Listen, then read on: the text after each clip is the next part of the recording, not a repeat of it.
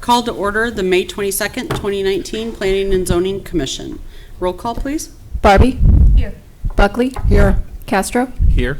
Klein? Maxwell? Here. Wright? Chair Dow? Here. 5 present. Approval of the agenda. Excuse me. Any additions, deletions, or corrections? There being none, I'll take a motion. So moved. Second. Moved by Barbie, second by Maxwell. All in favor say aye. Aye. All opposed, same sign. Approval of the minutes. We will not have those available this evening, so we will revisit those on at our June meeting. This is the public participation portion of the meeting. Anyone who would like to comment on anything that is not part of the agenda, you're welcome to go to the podium. And there being none, I move directly to new business. This evening we have a concept plan review. This is a request by Pappas Development LLC for review of a concept plan, in parenthesis sketch plan, for a proposed mixed-use project on a 3-acre site located along the east side of North 4th Street between Locust and Oak Street, commonly known as the Mooney property. And I'll open to the petitioners first. If you have a presentation or would like to come to the podium. And if you can state your name and address, we'd appreciate it.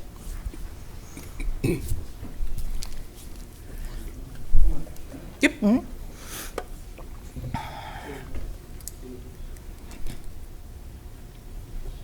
Good evening, John Pappas, DeKalb. What we're proposing here is 250,000+ square feet of buildings. Each building will consist 40 apartment units and about 6,500 square feet of commercial. Out of the 40 apartment buildings, 22 will be 2 bedrooms, 2 bath. 18 will be 1 bedroom, 1 full bath. The 1 bedroom units will be anywhere between 900 and 1,000 square feet. The 2 bedroom units will be around 12 to 1,300 square feet. The floor plans, they're already finalized. The commercial space, we are going to change some of the exterior. We're going to make the windows a little bit bigger, change the look of the building a little bit. It consists of about 180 parking spaces or 175 parking spaces according to our site plan. It will be similar to Cornerstone and Plaza DeKalb. High-end amenities, we're going to provide the hospitality room, exercise room, business center, hotel-style lobby and stuff. So that's about it. That's similar to Cornerstone and Plaza DeKalb. Okay. So I'd be more than happy to address any of your questions, any concerns. Okay. So, given that this is not a public meeting, I'm sorry, I should rephrase that. Not a public hearing like we traditionally have. We'll still have the city give their comments, and then we'll open it up to the public, and then we'll ask you any questions that we may have. Okay. Thanks. Thank you. So I open to the city. Thank you, Chair. You have a brief staff report in your packet, so I'll go over that for you. So the subject site, the applicant noted the location, what's being proposed in terms of the mixed uses there. Currently, there's 2 buildings on the site. It was, of course, a former Mooney Chevrolet dealership. So the applicant proposes to raise the 2 buildings on the site. You can see from the aerial here the outline of the property. It's about 3 acres. And the applicant noted the proposed sizes, the bedroom mix, what's being anticipated or proposed. Amenities will include hospitality room, fitness center, outdoor terraces. About 10% of the apartment units will be handicap accessible. About 12,000 square feet of total ground level commercial space, roughly. So the building it's been vacant since about 2012 when the dealership moved. There's currently a dealership. The dealership's collision center is currently still located on Oak Street in a smaller building, which will be raised also. The site's currently zoned LI, light industrial, in the city, and the comp plan does call for commercial there. We also, of course, have a few plans, sub-area plans for the downtown area, which this is included in. the DeKalb City Center Plan, the Downtown Revitalization Plan, and also the 2011 Downtown Design Guidelines, which we look for guidance in layout of the building and also the architecture. So the site plan is shown here with the two buildings located at the center of the site. We did get some slightly revised elevations in terms of just the color of the buildings after the packet went out, and those are provided in front of you tonight. So we did talk to the applicant a little bit about the elevations, and as we get to the discussion by the commission input, we're looking for feedback regarding the architectural renderings. We indicated to the applicant, and they mentioned they're making some changes, but we're trying to, in terms of the elevations, get more in line with the design guidelines for downtown. And I think just summarizing and trying to break up the expanse of the building, that can be done with materials, different colors, and particularly the setback of the building, the different variations in the building to kind of break that up. In terms of the massing in the facade, a little bit more masonry perhaps on the building. They do have that proposed here roughly at the bottom third or quarter of it, and the rest is EIFS, it looks like. So try to get some more masonry materials there, make the windows larger, particularly at the ground level, trying to break that up at all levels. I did copy for you, and I have in the slides here just other mixed-use projects. I'm not sure where they're from, but 4 or 5 stories that have commercial, looks like, on the bottom. But you can see, I'm not saying the building has to be like this, but you can see from the different color materials, the glass, the window sizes, the breakup of the building, how those look. Here's another one. And another one, too, actually has some patios on those. These are all 5-story, it looks like. So trying to get a little bit more of those features and into the elevations. In terms of the other site plan issues, parking, there is shown on this plan that's presented 177 parking stalls. Based on the bedroom count and the commercial size estimated at this time, there would be, per our UDO, about 212 required spaces, so that's 35 short. So there's probably be a need for some variation in the parking.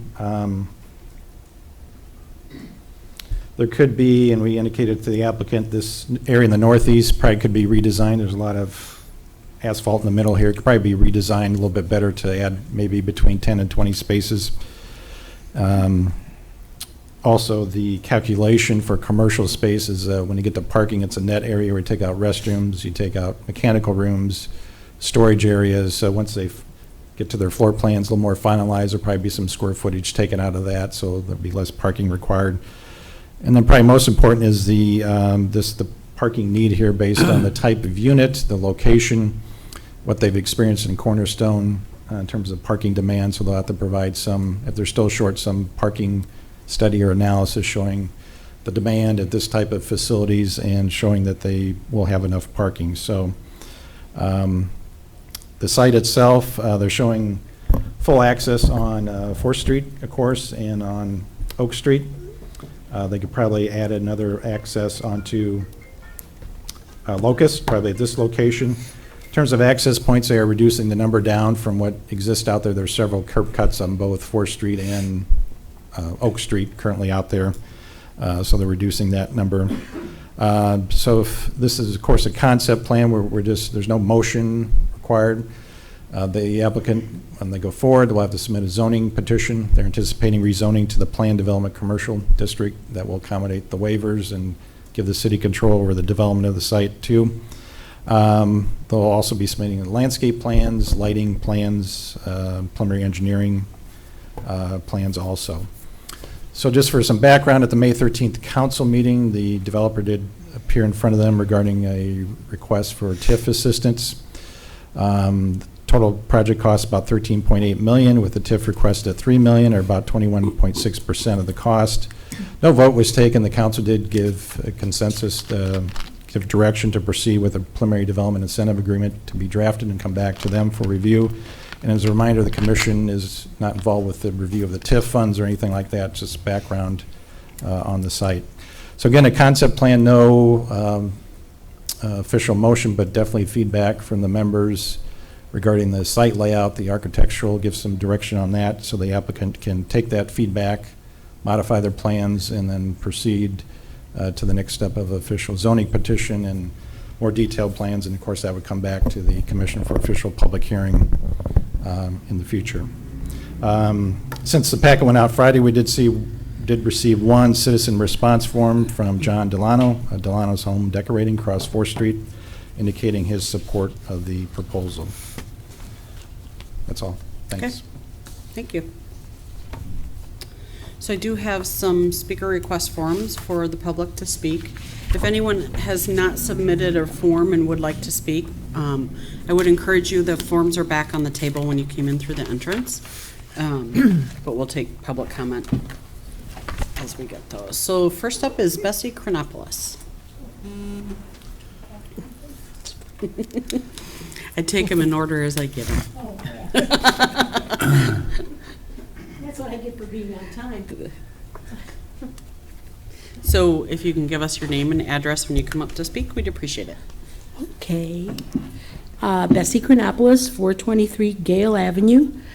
And thank you again for all you do. I've been here before you many a time, and the Plan Commission is probably, next to the City Council, one of the most important commissions that we have, because what you do and your input definitely impacts how the city grows and develops. Got a big job. One of the concerns that I have had and have shared with you over the years is the need to continually educate yourselves and become, understand all the different rules and regulations of planning and planning concepts, and also to really dig into looking at our comprehensive plan. I think that's something that is sorely lacking for us. And within that context, that's mostly what my comments are going to center around. This is in part a TIF project, though that is not necessarily the concern of the Plan Commission. That falls more into the purview of the entire city and the City Council. And the finances aren't necessarily of a concern, though that is a concern for many members of the public, and myself included. But your concern, I think, probably is going to be how this is going to specifically develop, how the land is going to be utilized, how it's going to be modified, and so on and so forth, in order to meet with the regulations to keep it as high quality as possible. Here's my concern, and we've talked about this before. Multiple housing in DeKalb. Do we really need more multiple housing in DeKalb? That's a question that many people have asked over and over again. What is the need for this specific type of multiple housing? I had a tour, and I thank you, Foti, for a nice tour of Cornerstone, and even though I may not have always been very positive about that, it's there, and it looks like it's developing nicely. I would like to see how that's going to turn out. What kind of an impact is it going to have? That, and also the other facility, Plaza DeKalb, is that correct? Plaza DeKalb, how that's going to fit into the scheme of things before we jump into yet another of those types of projects. What is the actual need? I don't know if you've really looked into that. Wait to see how Cornerstone and Plaza DeKalb develop, and that's kind of basically it. That's kind of where I'm coming from, and hopefully there will be more and more and more discussion from the public and amongst yourselves. And again, we need to look not just at the short range, but further out. We can wait a while. We don't have to jump into this right away. There's nothing that's really pushing us to do that right now. We can wait to see how the other things go, and maybe the Plan Commission can do a little bit more looking at how the needs of this town are going to develop. Oh, one more thing. There are several facility buildings around that immediate area. Have we really looked at how those might be repurposed and redeveloped? There's some very nice structures there. And I believe, if I'm not mistaken, the planner would know, the Methodist Church, I believe, is going to be moving from that location, from where they're at right now. Yes, no, maybe so, or you're not supposed to ask or answer. I don't know.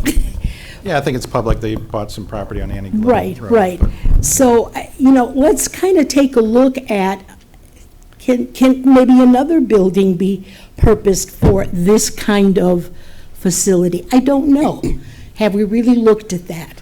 Those are the things that I would like for you to consider. Thank you for your hard work. Thank you. Bye.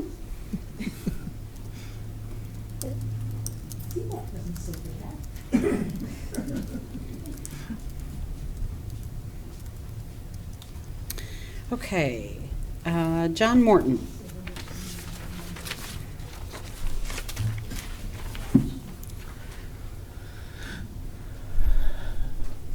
And I am taking some notes for questions that will have you come up and, My name is John Morton, 721 North 9th Street. I have some remarks prepared about the proposed development. First, I feel the design is cold and uninteresting. At 4 stories high, it'll be twice as tall as anything else around it. It seems unlikely to me that that grass patch between the 2 buildings is going to get much sunlight. If the city is going to allow an existing building with good bones and history to be torn down, the replacement needs to strive to be remarkably better. Much like the Cornerstone DeKalb building, the design represents the bare minimum of the kind of style that should accompany the downtown area. There was a time in this country when builders would show off what they were capable of with marble floors, bronze fixtures, and mosaics of tile and glass. The 2 words that appear under the City of DeKalb logo are opportunity and innovation. There's an opportunity to be innovative here, but the current design does not represent that. Second, the proposed design calls for 80 total apartment units and general commercial space on the ground floor. Our commercial space is what DeKalb really needs right now. One only has to take a walk downtown to see the number of storefronts already vacant. The appeal of having more businesses to generate revenue and sales tax is obvious, but the revenue has to come from the people. DeKalb's population has declined by an estimated 1.5% from 2010 to 2016. The residents have a finite amount of money to spend. Opening more businesses might spend the money around a little more, but it doesn't increase the total revenue. Third, there was an opportunity for developers to acquire the Mooney properties earlier this year at auction. Those interested either did not have the money or had more than enough money and decided it wasn't worth it. It is only now that $3 million in TIF funds is being freed up that the Pappas Development is interested in developing the land. Given their plan to invest over $13 million in the project, $3 million in TIF funds accounts for 21.6% of the project, meaning the taxpayers would fund a little over 1/5 of the cost, and what benefit do they see from it? Those words again at the bottom of the City of DeKalb logo are opportunity and innovation. Pappas Development has an impressive portfolio of developments throughout the Sycamore and DeKalb area, and their development will likely continue in the future with or without TIF funds from the city. Perhaps this is time to give another organization a great opportunity to do something truly innovative. Presently, I'm in the beginning stages of starting an arts and trades cooperative. It would be the kind of place a person could learn how to use a soldering iron, pottery wheel, CNC machine, or play the drums without bothering the neighbors at 3 a.m. The possibilities are limited only by the imagination of the co-op members and the square footage available. I don't know if the Mooney properties are the perfect place for such thing, but I'd like the chance to look around and submit a proposal. My thoughts and dreams notwithstanding, I'd like to hear possible uses from other people before agreeing to tear the building down. I feel that with the cooperation of the city that the Mooney properties could be put to greater positive use for the community in less than a year. Given that the changes proposed by Pappas Development would take 2 to 3 years, I feel the city owes it to the community to take a pause and explore additional options that may better fit the whole community. And I have material here that I'll submit. thank you.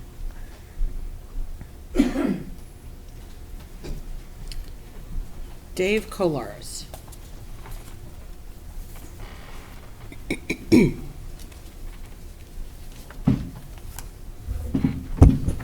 Hi, Dave Kolars, 623 Franklin Street. I would echo some of what Bessie said and some of what John said. I too was thinking about an artists cooperative in the city. There are many artists who do unique things, so on. We just discovered each other last night on Facebook, so this could turn into something. One of the things that always bothers me, I'm a farm boy, we didn't waste anything. I hate to see a building as structurally sound as that is be torn down without knowing what it would cost to retrofit it to be within compliance from the EPA and all the appropriate agencies that would monitor that building. We really don't know what the level of contamination is. We think there's asbestos, I'm sure. And it was used for automotive, so there's bound to be gas, oil, antifreeze, all that sort of residue. But what exactly would be involved in cleaning it up and keeping the building, which I'm sure is built better than most things are built now, keeping that as an existing structure instead of doing like we did with Otto's and Wurlitzer and many other buildings that were very substantial and tore them down for something newer and hopefully better. Thank you. Thank you. Stephen Beckler?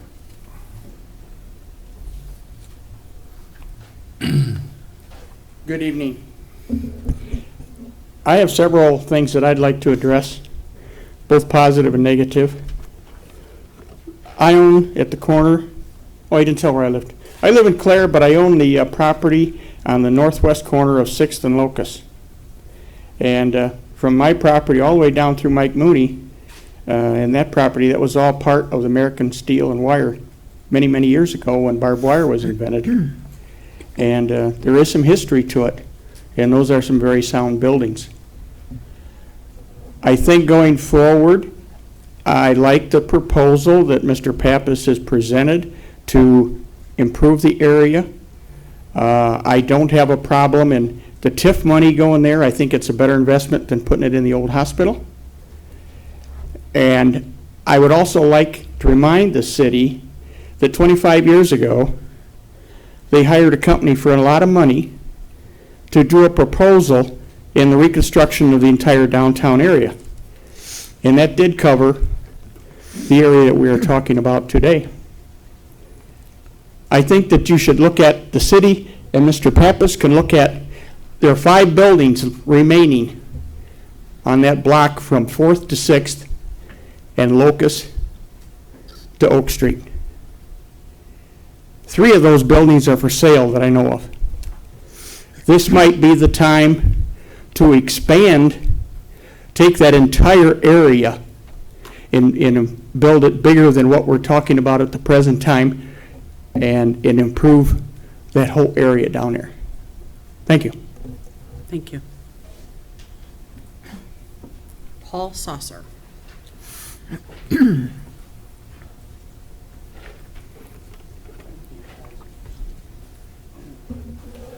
Paul Saucer. I'm the neighbor to the east of the subject property on Locust Street there. I own the next 2 buildings down with the iron gates in front. I think some interesting questions have been raised, but at the same time, I think living in DeKalb for 45 years, I've had a lot of people ask me about developing and fixing the downtown and helping DeKalb grow and making it better. And from, many of the last, 5 mayors, what can we do? What can we do? What can we do? And, I've told them, but unfortunately there haven't been people lined up, standing in line, raising their hand, ready to take over and start developing some of this property. So even though we've heard some really good pointers by some of the people that live over in that area, I would like to say that this is a huge eyesore. It's one of the first buildings built over there. It for over 100 years they were dumping their sewage into the Kishwaukee River, and the city of DeKalb knew about it and they didn't do much about it. Finally, they came to me and they said, hey, we can save $500,000 if we cut through your property with our sewer system there, as opposed to going around 4 or 5 blocks and tearing up streets and curbs and sidewalks and everything else. And I was reluctant to because, my experiences with the city of DeKalb over the past 45 years have been somewhat checkered. Some good, some bad. And when they're bad, they're really bad.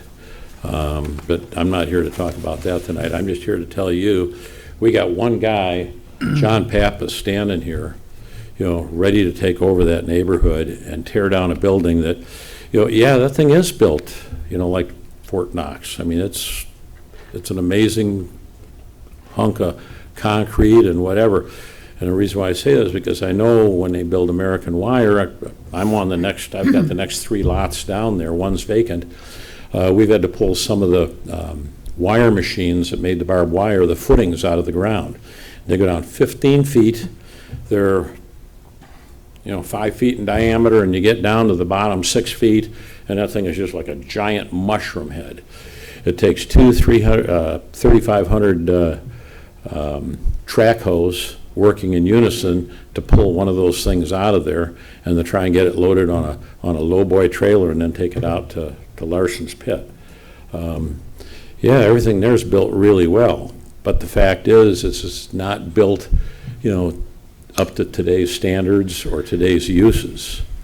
And I've been driving by that thing year after year after year, but the gist is I finally gave the easement to the sewer commission here, the sanitary sewer commission, and saved them $500,000. And so one question I have is, where is the sewer going to hook up to? And that's really the one and only question I really have. And I saw some of these pictures that they were showing up here, and I think they're phenomenal. We got one guy standing in line. It's a line of one, offering to fix this and make this, really nasty-looking commercial building 1 block from our downtown area go away, and put something up that's really snappy and sharp and, would ease the tax burden on the rest of the DeKalb residents at the same time. I know Bessie asked a question. It was a good question, like, do we really need any more apartments in DeKalb? And I would say that, the guy that's offering to do the job here, John Pappas, he's been in the apartment business now for 35 years, and he knows what we need and what we don't need. Now, I listened to some of the square footages that were thrown out for us to hear. These are some nice, luxurious, big apartments. They're not student units. And though we may have a lot of empty student units, the people that would rent in these buildings here will not be renting out there on Glidden Road or Hillcrest or Kimberly or Edgebrook. Those, whatever's happening out there is happening out there, pretty much not even in the same ballpark with what is being proposed down here. And, we had that mess down there on the corner of First and Lincoln Highway.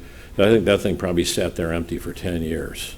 And it was a huge mess. And nobody knew what to do with it, how to fix it, how to clean it up, how to put something good on the tax rolls. And then along came John. And John fixed it for the city. He fixed it for the people of the city. I mean, I think it's a stupendous looking building. I think it's a great job, John.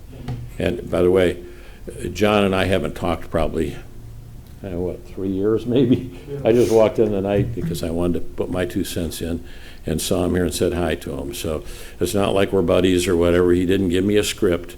I'm the next door neighbor. And, having been told or asked many, many times over the years, what can we do to save the downtown area? This is one of the nastiest buildings we have right now. And, I don't think the Methodist Church was it Bessie that said, somebody said that. I think it will continue to be used as a church. I think a smaller denomination will move in there and take over, and it'll still be used as a church because I used to go to that church, and that church has got some serious problems as to what you could use it for. You could use it for a school, and you can use it for a church. And I think we got enough schools in this town. But anyway, my suggestion is instead of dragging our feet, making this just be miserable for somebody that's really energetic and excited about doing the job and making something good happen for a tough area to DeKalb.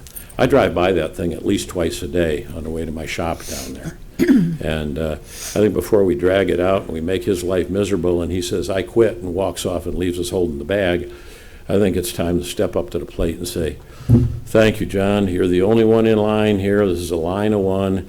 And the pictures are great. The concept's good. It's sound. I mean, apartments that big. I know what he's renting to. He's renting to corporations. He's renting to people that actually want a luxurious apartment and can afford the luxurious apartment rent scale that goes with it.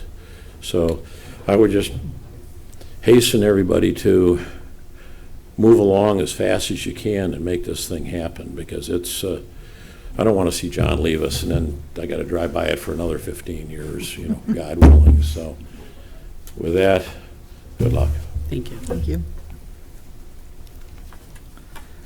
Do we have any other citizen comments at the moment? Okay. We will give you another opportunity to speak as well. I did take note of a couple of questions. I want to have actually, you know what, John?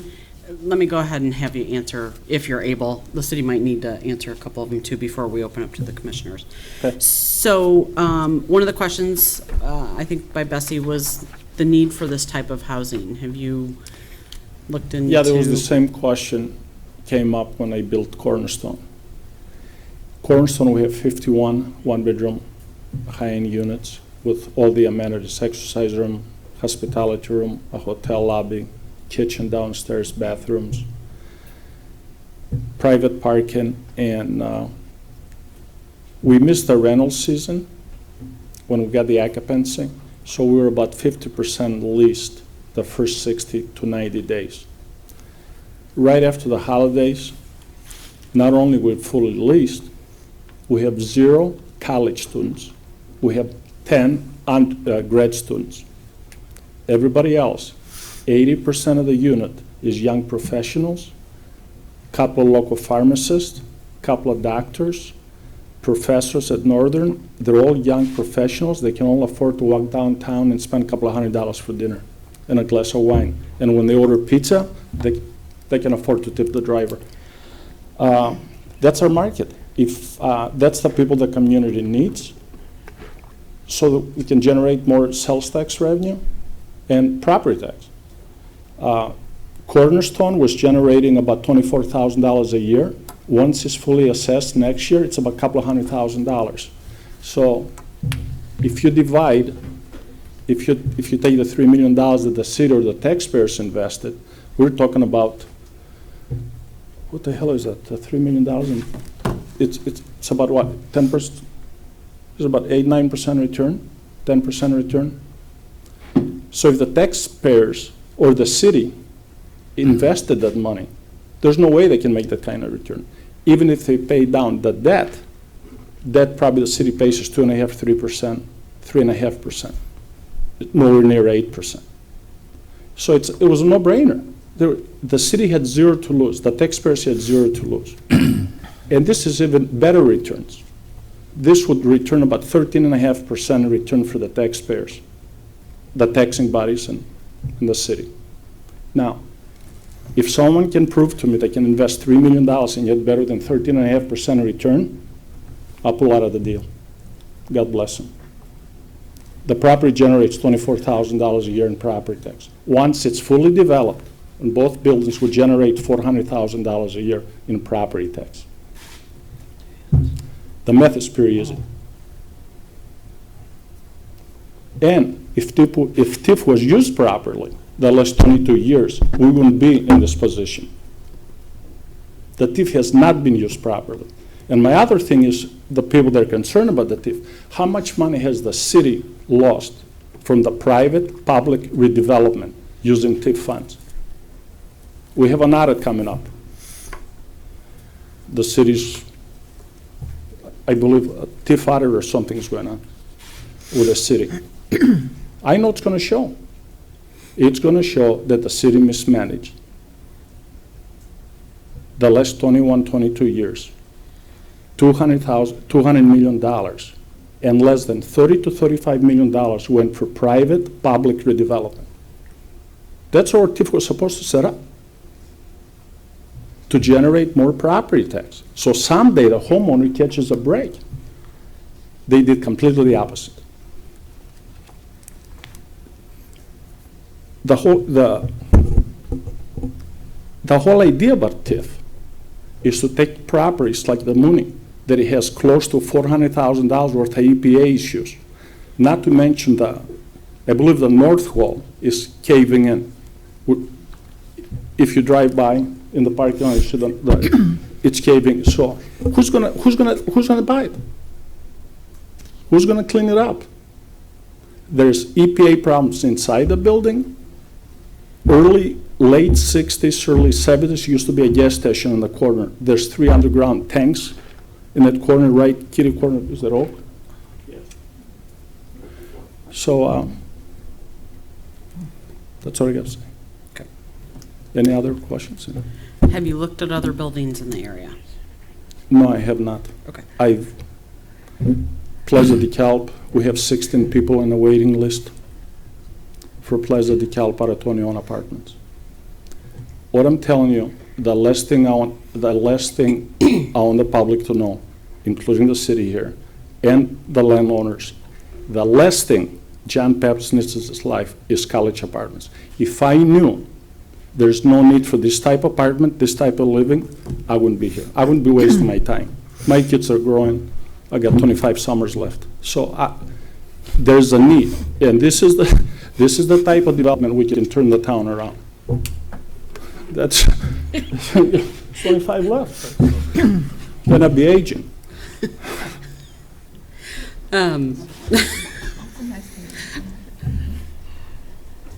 At least you got a number, you know. Some of us Well, don't even. right. In the end of the day, right? You do the math. Hey, why not? You do the Okay, math. I kind of answered this third question.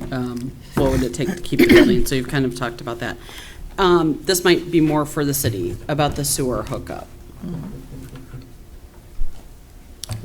I'm not sure where the sewer is. At the next stage, they would have to do a preliminary engineering plan showing all utility connections. on So through that. that would be Okay. reviewed by our city engineer and Okay. make sure it meets the code. Okay. Great, thank you. So those were all the questions that I got from the public, so now I'll open it up to the commissioners. And I'll start with Ms. Barbie.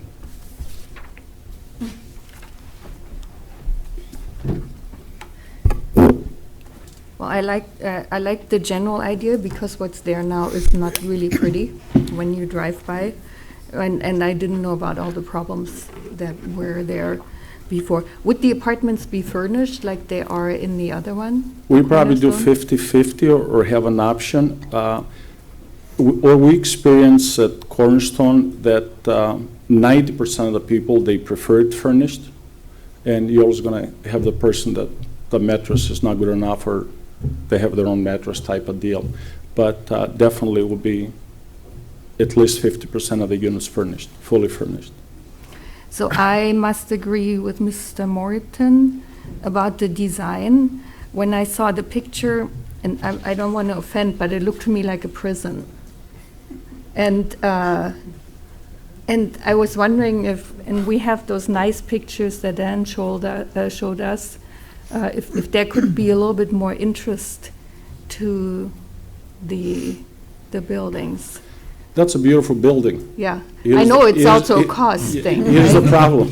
Yeah, Those units there, you're probably looking $3,500 a month, and we have ways before DeKalb gets to that.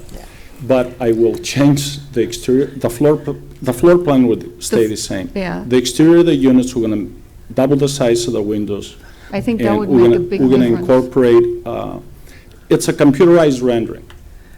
You know, it's not the most attractive colors and stuff, but all that it's gonna get worked out, just like we did at Cornerstone and Plaza. So it kind of fits like the library That is and correct. everything, it's very pretty, so it kind of fits in that, very attractive and not just utilitarian. It's a pretty good-looking prison though, right? It is, yeah. But can you imagine like little crosses on the windows? Depends how much we charge them, though. Oh, Lord. Yeah, They get 3 hot meals and a nice building. yeah. What more can you ask? And a pretty big bedroom. Can go wrong. Well, it's definitely an advantage to what there's now. And I think, but I also agree with the other comments that we should look into it carefully. You probably have questions. My turn? You're up. Thank you very much. I have a few comments/questions, some for the city, some for Mr. Pappas. I think the first one goes to the city. I think we have made reference to it. I am very interested in knowing what are the known environmental problems in this property. I think the applicant could probably summarize that. Yes, There was the study has been done, and John They've can done, summarize that. they've done phase 1, phase 2, and maybe. What is that? Phase 1, they detect EPA's issues. Phase 2, they drill down 15, 20 feet in several different locations. And they go back and they look at the title commitment, see if there was any underground tanks and stuff. So both of those studies have done. So we've been working with an EPA company.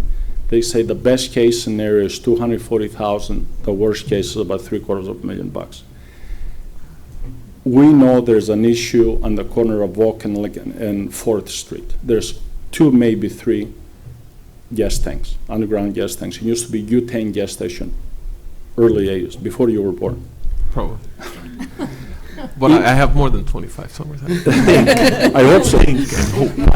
Inside, the building inside, besides their small showroom, it used to be a repair shop, oil change place. So there's a lot of EPA cleaning to do. Okay. Also inside the building, underground. And there's about $75,000 to $80,000 worth of asbestos. So just for the future, I assume that this is going to come back to us at some point. It will be nice to have a list of what those things are and the remediation associated with that. So my second question, and some of the things I'm going to be tackling here, trying to tackle here, have been brought up in one form or another during the discussion by citizens and Mr. Papa, so I'm rehashing some of these ideas. So do we have a more specific, more detailed history of this building, this property? I heard steel and wire, and certainly there is some history there.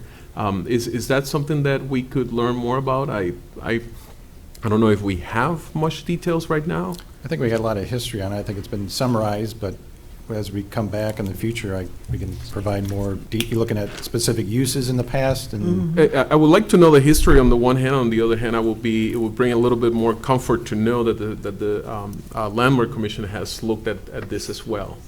And this is certainly associated with another topic that was brought up in discussion today, and that is the idea of redeveloping the existing building.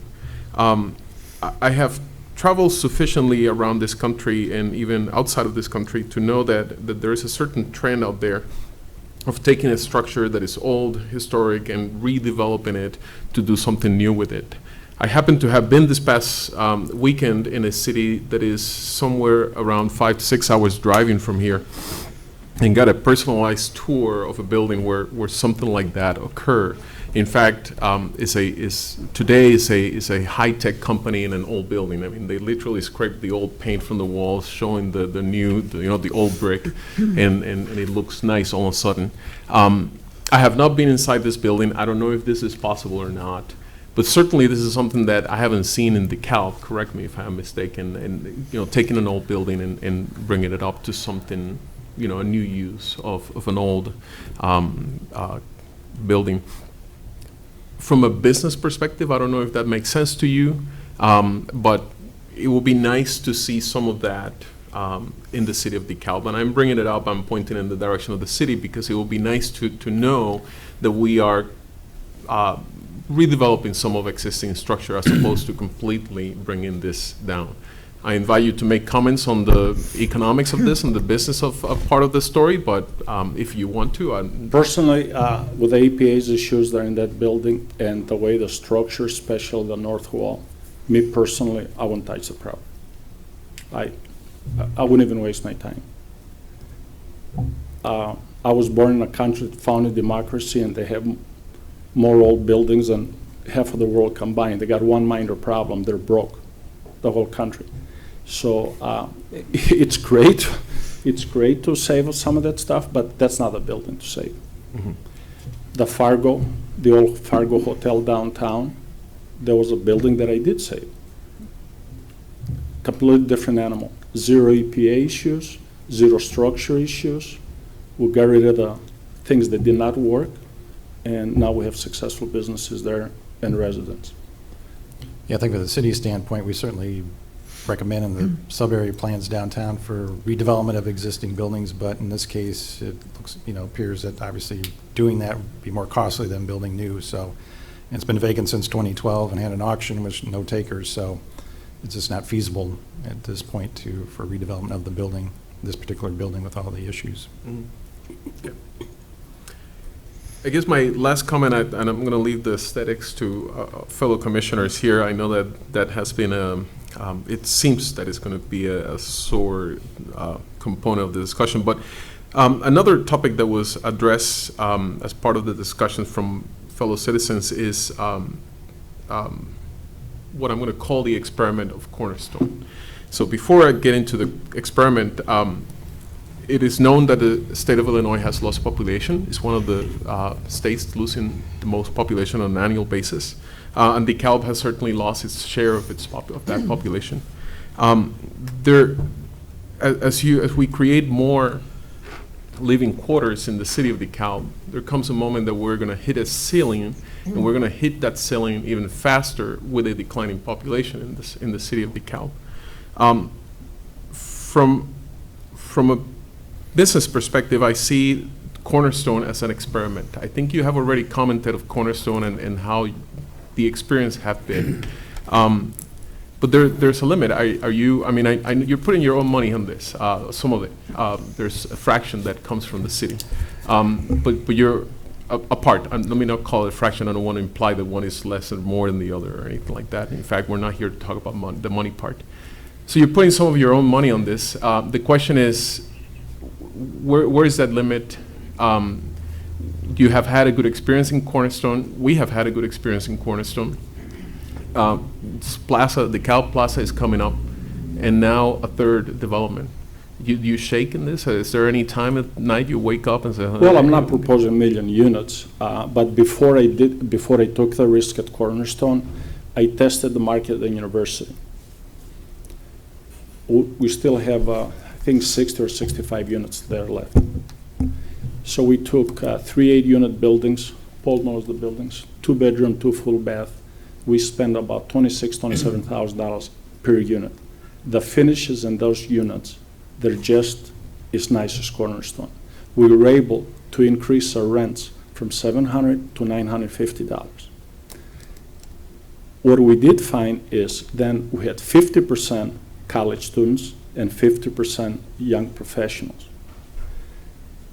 Now, is there a market out in that side of town to do all that? In my opinion, I don't think so. There's bigger problems to worry in that side of town right now. So then I decided definitely there's a market. If there's a market in Hillcrest, Hillcrest and region definitely will be a market downtown DeKalb. So I'm totally convinced there's a market in DeKalb that unless you provide this type of housing, this type of product, you're not going to get people to stay in DeKalb. After all, we are a college town. Now, is the college going in the right direction the last few years? I don't think so. Hopefully that gets turned around, but you know what? It's not going to get turned around when there's bullets flying. It's not going to get turned around if people don't feel safe on their property or in their apartments. Like I said, we have 9 or 10 grad students. The rest of them are young professionals. Those people, even if you give them free rent, they will not live on that side of town. End of story. Nothing wrong with it, that side of town, just the people that Cornerstone attracts will not live on England North. Correct. So Not there's a problem, it just, So you test, you're basically saying you ran a pilot program and you convince yourself that there is a demand for what this I'm type really of trying products. to say, I think, if people reinvest in their properties, especially in England North, they can attract better tenants and higher rents. I strongly believe that. I tested that market first before I went to Cornerstone. So I hate to get into this topic, but last go time ahead. I heard a DeKalb landlord, I heard that there's a significant surplus of places to live, places to rent in DeKalb. Is it just a quality question here? No, it's a bedroom question. 4 and 5 bedrooms in the 70s and 80s was cool. You're not gonna get 5 people to live together anymore. Ain't gonna happen. And we have lost 8,000 or 9,000 college kids. So the 4 and 5 bedroom apartments, yes, they're either vacant or they're renting 2 out of the 5 bedrooms or 3 out of the 5 bedrooms. I don't really pay much attention to that market. That's not what I do. I like 1 and 2 bedroom units. I was never a big fan of 4 and 5 bedroom apartments. I never built them, I never owned them. And I would never buy them. To me, it's complicated. Having 5 people trying to get along, it's like warehousing people. That's not what I do. So I guess I have one final comment question in the same line, and this is, we can have this conversation on a Absolutely. one-on-one, and this could be a completely 100% business discussion, but this is not it. This is a public discussion. But I'm trying to get to the business of this, in part because whatever happens here will have an impact for the long-term of DeKalb, long-term life of DeKalb.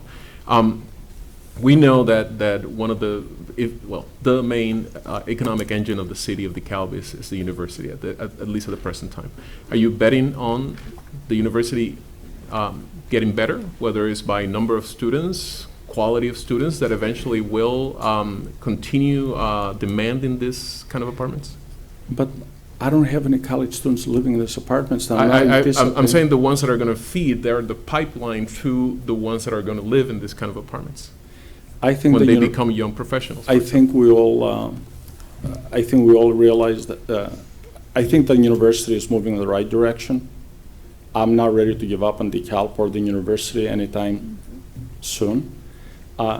They had the issues, yes, and we can blame the university, and then we can blame the city, right? So I think everybody's at fault, and people living the state, and the price university, the NIU charges. The housing is outrageous.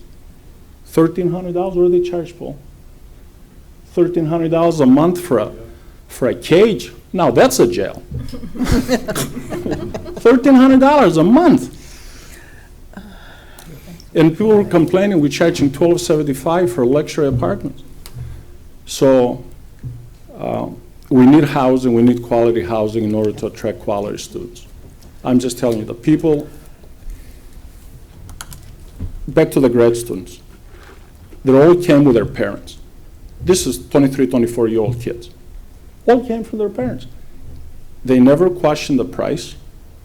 The first thing came out of their mouth is safety.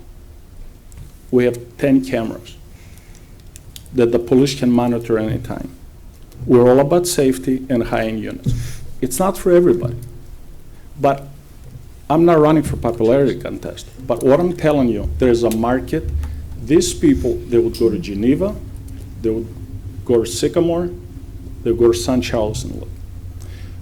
We had a grad student, first year. She wanted her parents, because we didn't have a vacancy. No, I don't think we had a vacancy. She wanted to commute for a whole semester. What was that? Yeah, she wants to commute a whole semester until Plaza's ready. Until Plaza is ready. It's crazy. There's an hour, what is it, hour and 15 minutes drive each way. If there's a market. And I'm not after the college market. That's the last thing I need. Thank you. And remember, young professionals, they come out of college, a lot of college debt, property taxes are outrageous. And if you want to talk economics and numbers, the average household income in this town is $45,000 to $50,000. Less than that. I'm sorry, less? So that's even worse. So, and is it fair to say $175,000 house is about what the average house price is? So property tax on fully assessed $175,000 house, it's about $8,000 in property tax. So if you divide the $8,000 in their average household income, it's about 15% of their gross income. That's outrageous. We rank 18th in the country when it comes down to house property tax. That's why we haven't had any growth in this community. We had zero growth. So, I mean, I can go on all night about those numbers. And you know why the property tax is so high? Because the city wasted close to about 3/4 of the TIF for BS projects with zero return. If we really want to get down to business and call it like it is. BS projects, paved parking lots, zero returns, $3.5 million. We all know who the mayors were at that time, 21 years. Take a look at the pictures. There's 5 pictures there. Greg Sparrow, we got Bessie, the other gentleman, I'm not gonna, he's not I think around. part of Folks. it isn't that too, that NIU sits on a lot of property. That is correct. And yeah, and Northwestern. They call themselves nonprofit, but they do charge $100 for Tylenol. Well, that's a whole other issue. Yeah, they're nonprofit. And in 25 years, it'll be, no. It's redevelopment where it's at. That's what's gonna, someday, the property owner would catch a break. I will say, piggyback off of that a little bit, as to the demand, I hire people. And some of the questions that I've gotten recently is, I'm not ready to buy something, I'm not ready to, I don't have furniture. I'm looking for someplace that's furnished, I'm looking for a rental property for a while, small. So to have the availability here in town with the new individuals coming into the university and probably other, 3M, the hospital, whatever. So I wouldn't necessarily say it's the demand is here, but people are looking towards, I want to rent for a short period of time, get built up, and then be able to buy something eventually. So I think There's not a market for 1 million units. There's definitely a market for 200-300 units of this type of lifestyle and I between DeKalb and the university. And I have talked to some people who are renting and have been very happy with what's here because it's convenient to the university. They can walk, they don't have to drive. And they've been happy with where they're living. We're there 8 hours a day. Yeah. The camera's running 24 hours a day. And the pizza driver is very safe. And they feel safe too. Mr. Maxwell. I'll try to be brief. For all the, no, it's just a lot of things are swirling around my head. Like everybody else in this town, having grown up here, I hate to see any existing structures torn down. I still can't pass that Walgreens without remembering the post office. I'm afraid that the old Elks Club is eventually going to fall to the same fate. And so I agree with all of you. But you're absolutely right. There was no one in line to bid on this property. The cost of the remediation is excessive. And from an architectural standpoint, again, if we were talking about the old hospital on Fisk, I might argue that. But there's nothing innately valuable about the way that the building was built. It's got a lot of history. And I would love to see it converted to lofts. I can tell you, I've driven by it 1,000 times and thought, if I had $12 million, I would invest it, put a roller rink upstairs, an arcade downstairs, and then I probably would just end up living in it. But I think it has, a lot of potential, and I think everybody's probably fantasized about that. Restaurants with the downtown view, et cetera, et cetera. But the reality is, Unfortunately, it is old, and with the costs that and those were, a number of my questions have already been answered. With the costs associated with bringing the building up to code and even being able to subdivide the interior of it to a loft-style apartment, it's not manageable in the sense that you could find an old, factory warehouse that was just a shell. So do I want to see it torn down? Absolutely not. Do I want to see it put to good use? Yes. And I appreciate your thoroughness in explaining what the quality of the market is and that it's out there. And you're absolutely right. The people that are renting, there is a surplus of apartments in DeKalb. There's absolutely no two ways about it. I will never deny that. But that is not the same market. The surplus is the people that have churned and burned over the last 30 years and not replaced the carpeting and kept the kids' security deposits, and now they're just not renting there anymore. So your market is entirely different. The Gen Ys, the 20-somethings and 30-somethings of this generation, statistically don't like ownership in a lot of cases. You're seeing a lot of people that aren't buying cars. They're doing car sharing, ride sharing. They're renting apartments rather than buying houses. And I thoroughly believe that you wouldn't be putting the money into it if you didn't feel that there was a market for it. That's a pretty big gamble. And another thing, I agree, and another thing I want people to understand, and again, the city hasn't done the best job the last 20-some years explaining how TIF works. And in the private sector, we have to follow the TIF laws. TIF eligible expenses. They don't write me a check for $3 million to go to Greek Island. I have to follow the law. TIF eligible expenses means you purchase the property, you clean up the EPA, underground work, city walks, and stuff like that. That's TIF eligible expenses. So, in the end of the day, what I get out of this thing is 3 acres of land ready to develop. At Cornerstone, the end of the day, out of $3 million, we got 3/4 of an acre land. Yeah, no, I understand. That's TIF eligible expenses, but TIF, that's what TIF was made for. Not only that, it gets even crazier. We have to pay state and federal tax on that. So when I tear down that building, and when I clean the EPA, say I spend $1 million tearing down the building and cleaning the EPA, we have to pay 35% tax on that.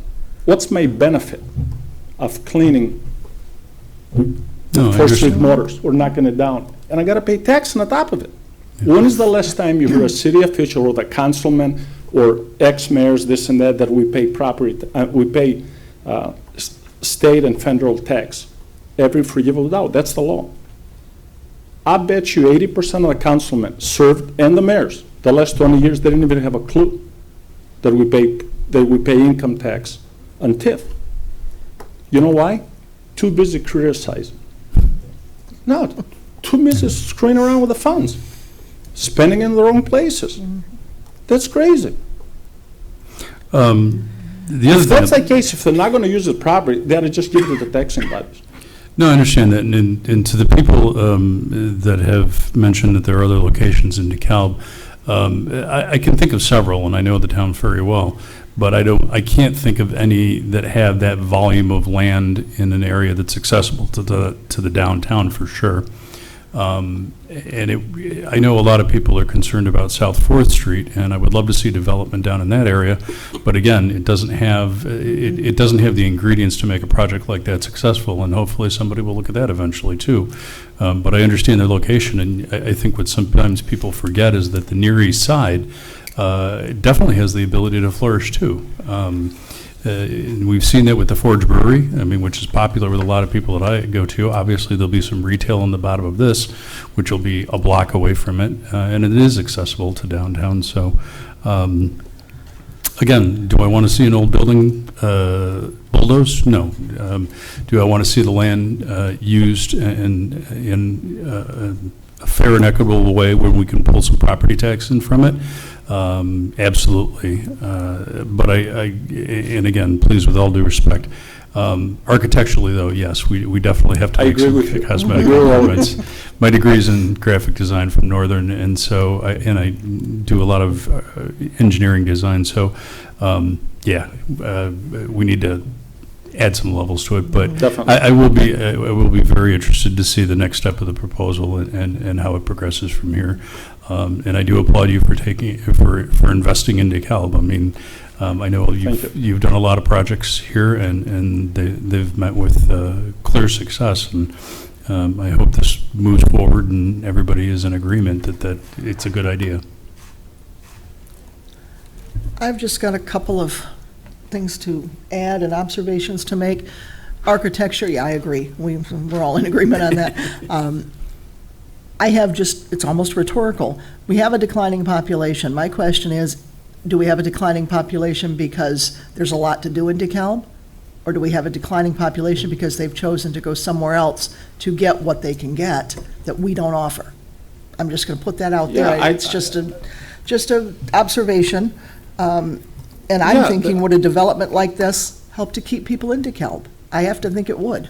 I agree. Not only it's going to help people, and a lot of college kids, even our grad students, we see them on Thursday evening or Friday morning.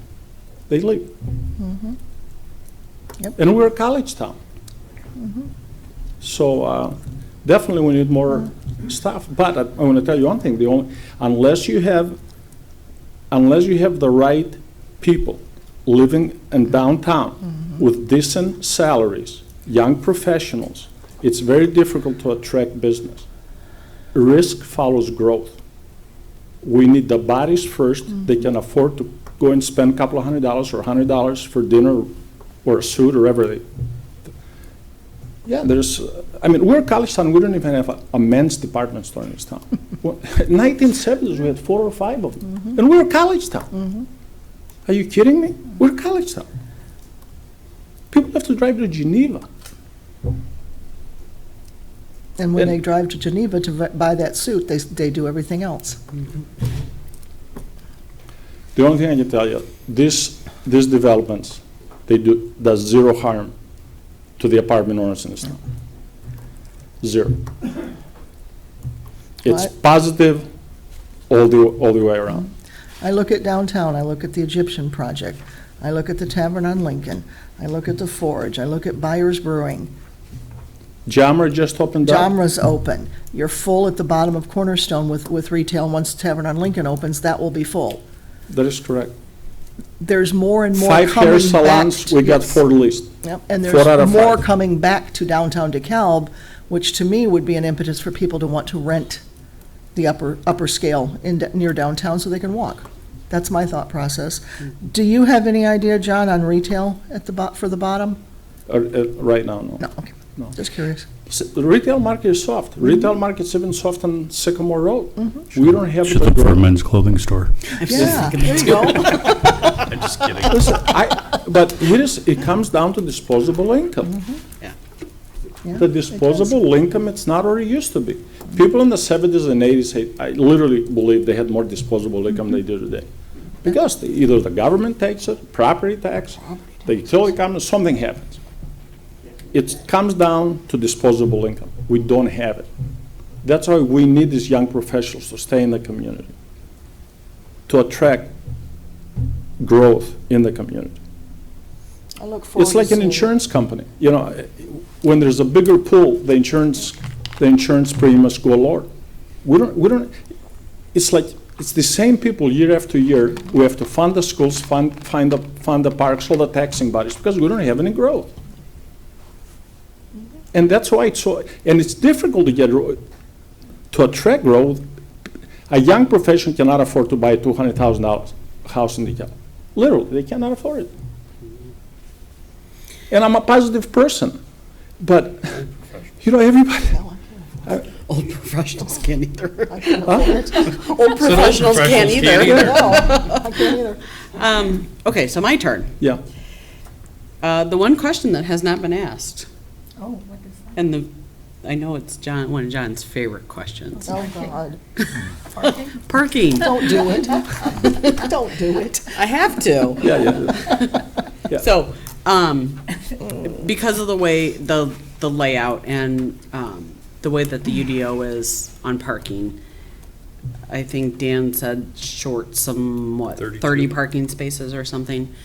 So, I encourage to look through that and try and yeah. figure out how we can get more. As I mentioned, they could redesign part of this and probably get half of that back. And then with a little analysis of how Cornerstone's doing, I think they can probably get a justification on a waiver on it. I mean, for two-bedroom, it's 2.5 parking spaces for every two-bedroom unit, 1.5 for every one-bedroom, so. At least I think at the adding some Cornerstone more. experience, the parking, I don't know what the ratio is, but it's, Yeah. 51 units and So 1.5. 10,000 and then 1.5 and 2.5, so that's one extra parking space every 2 units. Yeah. Right. Yeah, I think we have too much parking, if anything. No, I don't think there's a parking issue at all. Yeah. But But something out of to think about 175 parking with spaces, the- I just don't see where. We'll try to get more if we can, but I don't think so.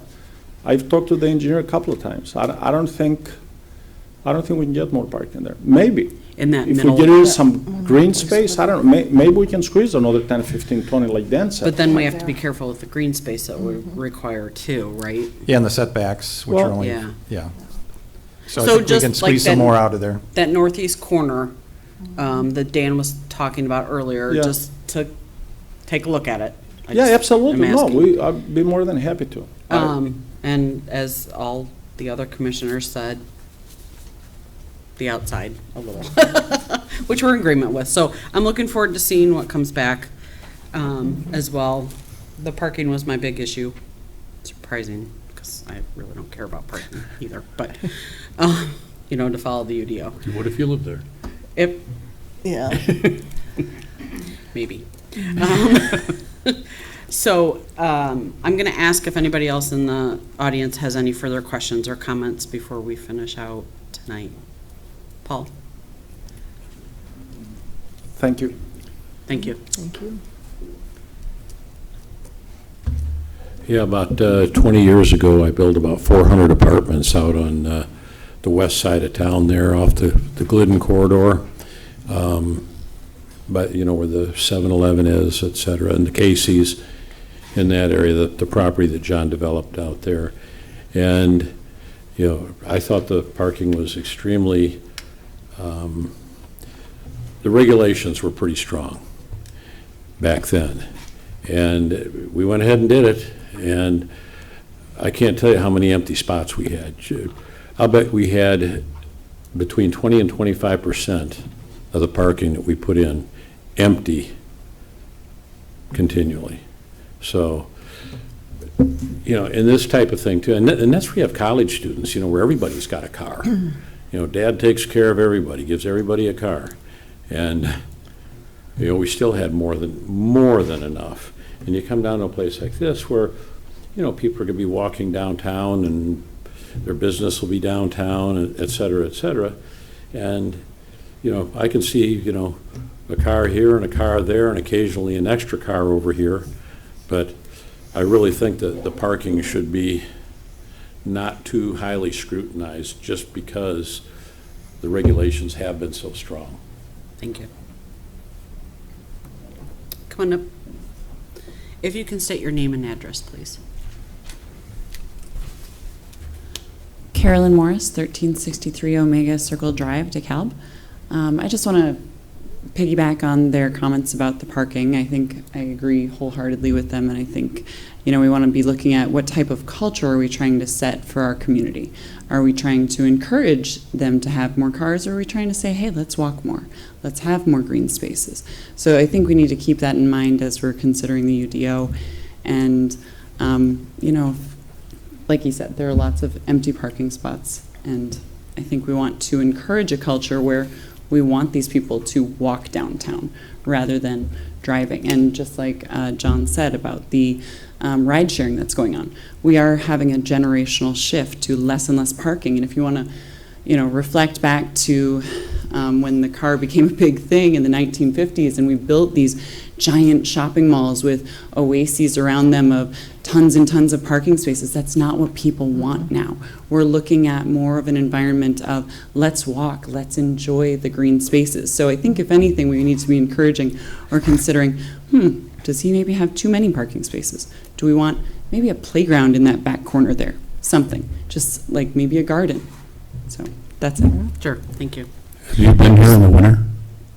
What's that? I said, have you Yeah. been here in the winter? Yeah, right. Can I make one Just, comment? just a really quick comment about the parking piece of it. It possibly is something we may need to visit at some point and look at the UDO, but we have to, it's our job to make sure that we're following what the UDO is. They can bring a waiver to us and we can approve that, but we have to bring it up. So that's why I've brought that up. I agree. I think there should be more green space.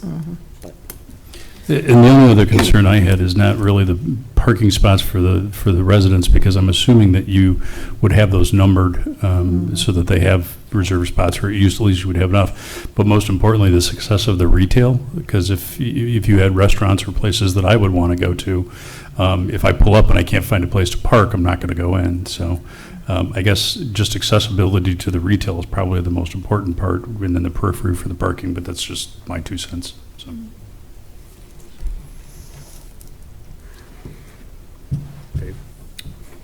is there, oh, go ahead. Mr. Kolars and then the lady in the back.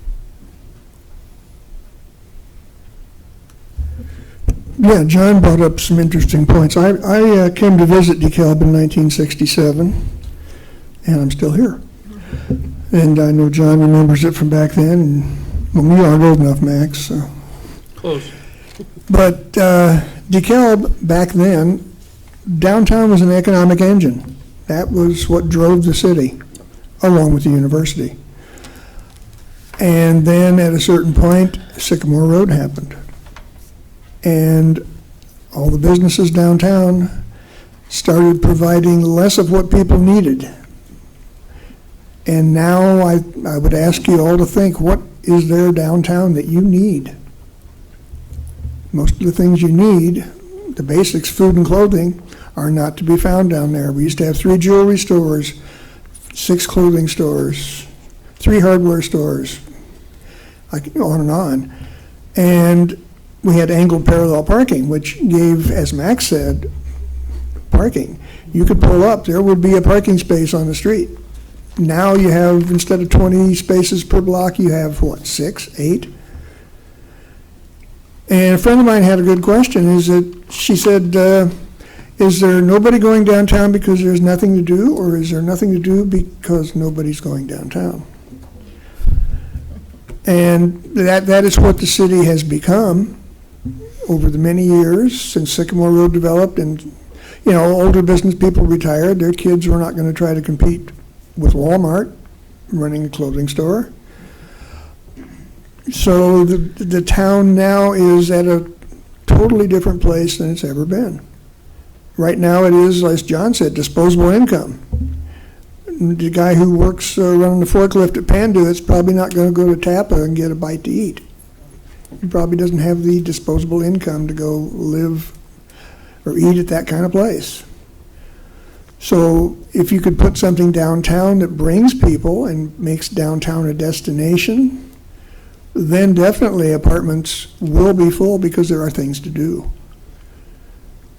But right now, there is no reason. I shop at Gordon Hardware. I've had a charge account there since 1972. That's one of the 2 or 3 places downtown that have something I need.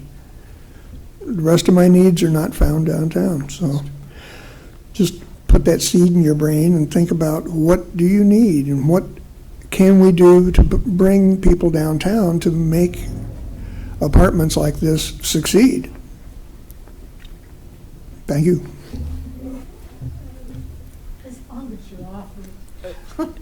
There's a lady in the back I'm going to let come up first. You come on up. It's okay. Bessie said she'll hang on. She's just hanging out in the front seat. Getting in position. I know what'll bring people downtown, though. Get rid of this parallel parking and go back to angled. I would love that. So my name is Martha Robinson. I live at 925 South 6th Street. Actually, it's reiterating a lot of stuff as far as for rate of return for the city, as far as their contribution and how the TIF funds are allocated for this project.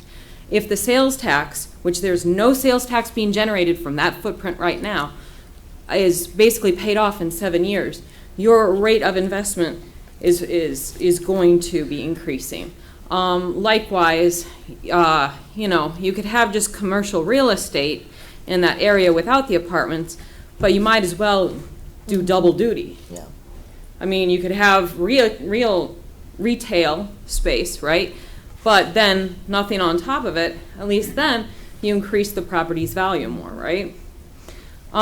With the parking, yeah, I agree with all of you. With the materials that it has been built out of right now in concept drawings, if you change up the materials, it has more curbside appeal anyway. So then you're more likely to rent the apartments. So that makes sense to change up the materials from his perspective too, in a cost-effective way.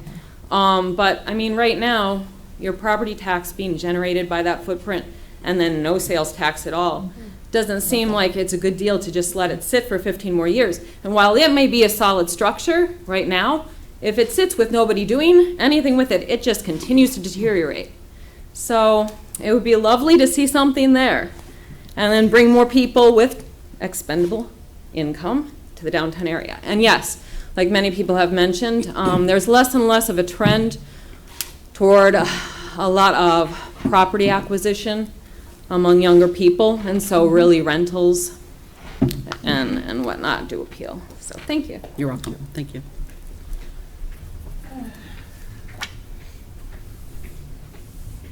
Very interesting discussion. This is a discussion the city council have been having for years now.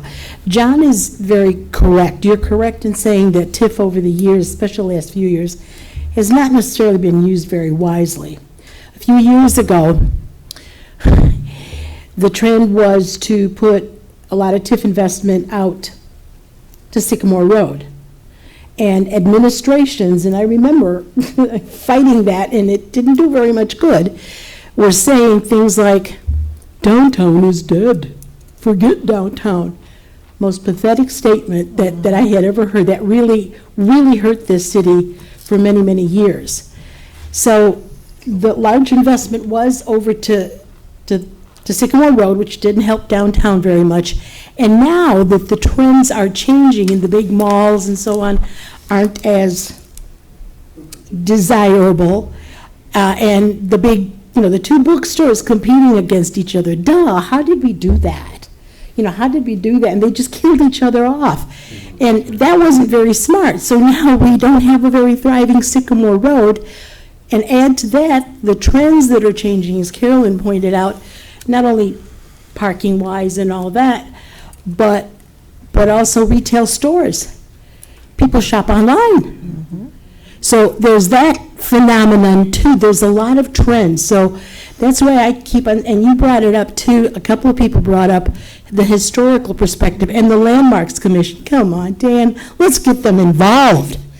Let's not forget what has happened. Learn from the past, learn from the needs, find out where we went right, where we went wrong. One of the best TIF projects was the old DeKalb Pond Fisk. It was what, about 30 some odd years ago?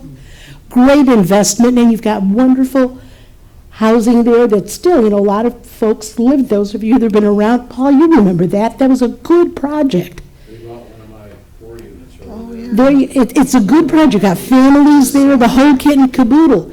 That's what we need to look at, and I like the idea of repurposing that particular building. And maybe you could look at the building across the street and building some nice fancy apartments there and doing a combination of that co-op idea. I don't know. All I know is that we shouldn't jump right away at this point in time, but we need to have this healthy kind of discussion. Really look at what we did right, not to blame people and say, oh, it's all your fault.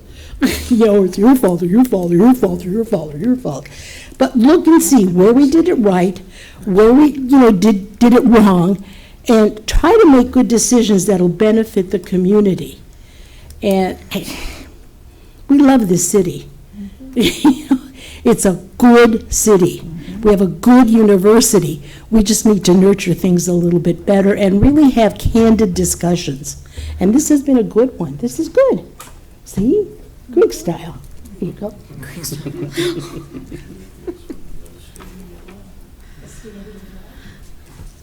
Okay, commissioners, anything else? I have one. Yep. two more things, I Go guess. One that deals with people leaving here and going to Geneva to shop. When Barnes and Noble's left, my husband is an avid reader. Can't keep the man in books. He does not do e-readers. He wants a book. So we make the trek to Geneva to go to Barnes and Noble's. Last time I was there, I was in line with 3 other people from DeKalb, and the clerk behind the counter was from DeKalb. What do you do when you leave DeKalb to shop? You go to Meijer, you stop at Geneva Commons, you have lunch, you have dinner. That's revenue that leaves this city if we don't do something to keep people here. And I think a project like this gives people a great place to call home and an opportunity for more retail. The other thing I want to mention is, John's son mentioned this to me when we were talking about repurposing. He was talking about when they took down the building where Plaza DeKalb is going and the big wooden trusses that were in there. They didn't throw them away. They are now in Tavern on Lincoln as, what'd you tell me, the bar and all of the tabletops. What a great story. That's saving something of history. So I think it may not be repurposing an entire building, but we're trying to keep, and I think they're cognizant of, the history in a lot of the buildings in DeKalb. I think it's a great project. I can't wait to see the next sketch plan. And a quick addition to that, to your point about the misuse of the TIF money going out to Sycamore Road, those 2 bookstores were what killed the junction, which I loved dearly.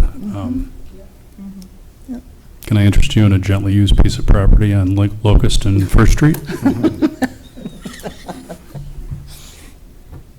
Anything else? Nope. Okay. I just have one final comment too. John, I know you're not here at all of our meetings, but I have said this several times over the last couple of meetings. I love driving downtown now and seeing people walk around downtown. They're looking to see what's in the buildings, if there's anything in there, and they're going into the restaurants, and they're wandering around the downtown area with their kids, and they're smiling and they're laughing and they're having fun, and they're bringing that back into our city, into our downtown. That's partially because of what you've built downtown, but with everybody else also coming into downtown. We've got a brewery coming in soon. We've got, other restaurants that have come in. We've got Hometown that's expanding and building in there. And so I think we're getting that downtown feel back. It's taking some time. It'll take some time, but it's partially because everybody's working together and we're bringing the people back here. So thank you, because I love seeing that. I love driving downtown. Now, if we can get back to the angle parking, Dave and I, let's work on that. I second that. So I don't have anything else unless, nope. Okay, reports. Thank you for this discussion tonight too, sorry. Yeah. Yeah, thank you. Great discussion on that. So the short on reports, next meeting, June 5th, no hearings scheduled as for that meeting. So unless we have some plan review or some other issue, that will be canceled, but we'll let you know the week before. Attached or provided on your front of you tonight, the updated zoning development projects list, so. Thank you. That's appreciated. That's all. Thank you for that. I like that. Okay. So if there's nothing further, I'll be happy to take a motion to adjourn. So moved. So moved Second. by Buckley, seconded by Maxwell. All in favor, say aye. Aye. All opposed, same sign. We are adjourned. Thank you. No.